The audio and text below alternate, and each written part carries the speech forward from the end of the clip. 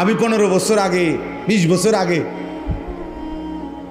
4 জন মানুষের সামনে বয়ান করছি, 10 জন মানুষের সামনে বয়ান করছি। এখন একেবারে পুরো আমার মনে আছে আলহামদুলিল্লাহ। আমি 5 জন 10 জন মানুষের সামনেও আল্লাহকে সাক্ষী রেখে বলতেছি 4 ঘন্টা লাগাতার বয়ান করছি, 4 ঘন্টা, ঘড়ির ঘন্টা। কোনো অসুবিধা না, এটা কোনো বিষয়ই না। অনেক মানুষ, কম মানুষ, কোনোটাই সফলতা কিংবা ব্যর্থতার কিছু না।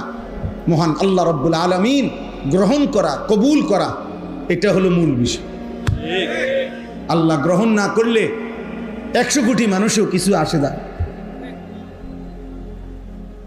কোনো ফায়দা নাই। বললাম না, জনপ্রিয়তা ধোঁকা, ধোঁকা। এজন্য দোস্ত মনোযোগী হওয়া দরকার।